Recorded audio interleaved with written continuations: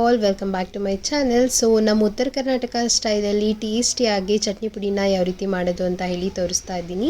ಶೇಂಗಾ ಚಟ್ನಿ ಪುಡಿ ಇವತ್ತು ನಾನು ಪ್ರಿಪೇರ್ ಮಾಡ್ಕೊತಾ ಇದ್ದೀನಿ. ಬಿಸಿ ಬಿಸಿ ಅನ್ನಕ್ಕೆ, ಉಪ್ಪಿಟ್ಟಿಗೆ ಮತ್ತು ಅವಲಕ್ಕಿಗೆ ಒಂದು ಸೂಪರ್ ಕಾಂಬಿನೇಷನ್ ಅಂತ ಹೇಳ್ಬೋದು. ಹಾಗಿದ್ರೆ ಚಟ್ನಿ ಪುಡಿ ಯಾವ ರೀತಿ ಮಾಡೋದು ಅಂತ ಹೇಳಿ ನೋಡೋಣ. ನಾನಿಲ್ಲಿ 1 ಕಪ್ ಆಗೋಷ್ಟು ಶೇಂಗಾನ ತೊಗೊಂಡಿದ್ದೀನಿ. ಸೊ ಶೇಂಗಾನ ಚೆನ್ನಾಗಿ ನಾವು ಹುರ್ಕೋಬೇಕಾಗತ್ತೆ. ಸೊ ಹೈ ಫ್ಲೇಮ್ ಇಟ್ಕೊಂಡು ಚೆನ್ನಾಗಿ ಲೈಟಾಗಿ ಗೋಲ್ಡನ್ ಬ್ರೌನ್ ಬಂದರೆ ಸಾಕಾಗುತ್ತೆ, ತುಂಬ ರೋಸ್ಟ್ ಆಗಬಾರ್ದು. ಲೈಟಾಗಿ ನಾನು ನಿಮಗೆ ತೋರಿಸ್ತೀನಿ ಎಷ್ಟು ಹುರ್ಕೋಬೇಕು ಅಂತ. ನೋಡಿ, ಒಂದು 10 ನಿಮಿಷ ಚೆನ್ನಾಗಿ ಇದನ್ನು ಫ್ರೈ ಮಾಡ್ಕೊಳ್ಳಿ. ಶೇಂಗಾನ ಎಷ್ಟು ಚೆನ್ನಾಗಿ ನೀವು ಹುರ್ಕೊತಿರೋ ಚಟ್ನಿ ಪುಡಿ ಕೂಡ ಅಷ್ಟೇ ದಿನ ನಿಮಗೆ ಬಾಳಿಕೆ ಬರುತ್ತೆ, ಬೇಗ ಅದು ಕೆಡೋದಿಲ್ಲ. ಚೆನ್ನಾಗಿ ಹುರ್ಕೋಬೇಕಾಗತ್ತೆ. ಸೊ ನೋಡಿ, ನಾನು ನಿಮಗೆ ತೋರಿಸ್ತಾ ಇದ್ದೀನಲ್ವಾ, ಇಷ್ಟು ಹುರ್ಕೊಂಡ್ರೆ ಸಾಕಾಗುತ್ತೆ. ಬ್ರೌನಿಷ್ ಕಲರ್ ಬಂದರೆ ಸಾಕಾಗುತ್ತೆ, ತುಂಬ ಕರ್ಗಾಗೋವರೆಗೂ ಹುರ್ಕೋಬಾರ್ದು. ಸೊ ಇವಾಗ ಒಂದು ಮರಕ್ಕೆ ನಾನು ಶೇಂಗಾನ ಹಾಕ್ಕೊಂಡು ಇದನ್ನು ಆರೋದಕ್ಕೆ ಬಿಡ್ತೀನಿ. ಸೊ ಇದೆಲ್ಲ ಆರಿದ ಮೇಲೆ ನಾವು ಮೇಲ್ಗಡೆ ಇರುವಂತಹ ಸಿಪ್ಪೆನ ತೆಕ್ಕೋಬೇಕಾಗತ್ತೆ. ನೋಡಿ, ಶೇಂಗಾ ಎಲ್ಲ ಕಂಪ್ಲೀಟಾಗಿ ತಣ್ಣಗಾದ್ಮೇಲೆ ನಾನು ಶೇಂಗಾ ಸಿಪ್ಪೆನ ರಿಮೂವ್ ಮಾಡ್ಕೊತಾ ಇದ್ದೀನಿ. ಈ ರೀತಿ ಕೈಯಿಂದ ನೀವು ತಿಕ್ಕಿದ್ರೆ ನೀಟಾಗಿ ಸಿಪ್ಪೆ ಎಲ್ಲ ರಿಮೂವ್ ಆಗುತ್ತೆ, ನೋಡ್ಬೋದು ನೀವು ಇಲ್ಲಿ. ನೆಕ್ಸ್ಟ್ ನಾನಿಲ್ಲಿ ಶೇಂಗಾ ಹುರಿದಿರೋಂಥ ಕಡಾಯಿನಲ್ಲೇ ಸ್ವಲ್ಪ ಕರಿಬೇವು ಮತ್ತು 1 ಗಡ್ಡೆಯಷ್ಟು ಬೆಳ್ಳುಳ್ಳಿನ ಹಾಕಿ ಫ್ರೈ ಮಾಡ್ಕೊತಾ ಇದ್ದೀನಿ. ಸೊ ನಾನು ಯಾವುದೇ ಕಾರಣಕ್ಕೂ ಆಯಿಲ್ನ ಹಾಕ್ಕೊಂಡಿಲ್ಲ, ಡ್ರೈ ಆಗಿನೇ ರೋಸ್ಟ್ ಮಾಡ್ಕೊತಾ ಇದ್ದೀನಿ. ನೋಡಿ, 1 ಗಡ್ಡೆಯಷ್ಟು ಬೆಳ್ಳುಳ್ಳಿ ಆದರೂ ಹಾಕ್ಬೋದು, ನೀವು 2 ಗಡ್ಡೆ ಬೇಕಿದ್ದರೂ ಹಾಕ್ಕೋಬೋದು. ಸೊ ಹಸಿಯಾಗಿ ಕರಿಬೇವು ಮತ್ತು ಕೊತ್ತಂಬರಿನ ಹಾಕೊಳ್ಳೋದ್ರಿಂದ ಚಟ್ನಿ ಪುಡಿ ಬೇಗನೆ ಕೆಟ್ಟೋಗ್ಬಿಡುತ್ತೆ. ಸೊ ಅದಕ್ಕೆ ಈ ರೀತಿ ಚೆನ್ನಾಗಿ ಡ್ರೈ ಆಗಿ ರೋಸ್ಟ್ ಮಾಡಿ ನೀವು ಯೂಸ್ ಮಾಡ್ಕೋಬೇಕಾಗತ್ತೆ. ಸೊ ಇವಾಗ ಇದನ್ನೆಲ್ಲನೂ ತೆಕ್ಕೊಂಬಿಡೋಣ. ಅದೇ ಕಡಾಯಿಗೆ ನೆಕ್ಸ್ಟ್ ನಾನು ಸ್ವಲ್ಪ 1 ಮುಷ್ಟಿ ಆಗೋಷ್ಟು ಕೊತ್ತಂಬರಿ ಸೊಪ್ಪನ್ನ ತೊಳೆದು ಇಟ್ಕೊಂಡಿದ್ದೆ, ಅದನ್ನು ಕೂಡ ಡ್ರೈ ಆಗಿ ರೋಸ್ಟ್ ಮಾಡ್ಕೊತಾ ಇದ್ದೀನಿ.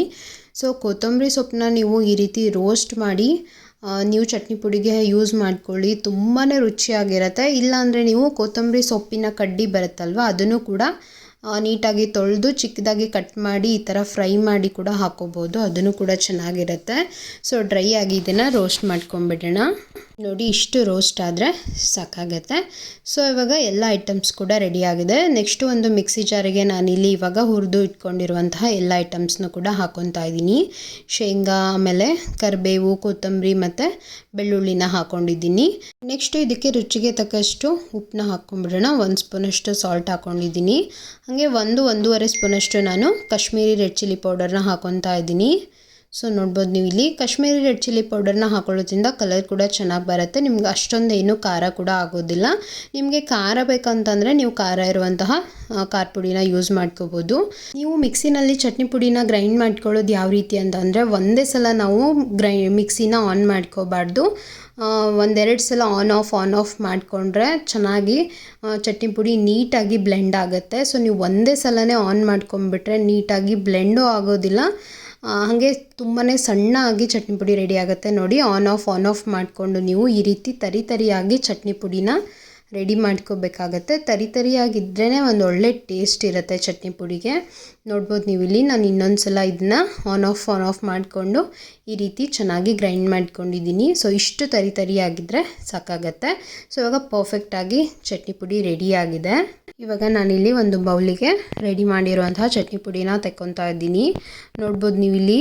ಸೊ ಈ ರೀತಿಯಾಗಿ ಸ್ವಲ್ಪ ಗಂಟು ಥರ ಚಟ್ನಿ ಪುಡಿ ಇದ್ರೇ ತುಂಬ ಚೆನ್ನಾಗಿರುತ್ತೆ. ಫುಲ್ ಪೌಡರ್ ಥರ ನೀವು ಗ್ರೈಂಡ್ ಮಾಡಿಕೊಂಡ್ರೆ ಚೆನ್ನಾಗಿರೋದಿಲ್ಲ.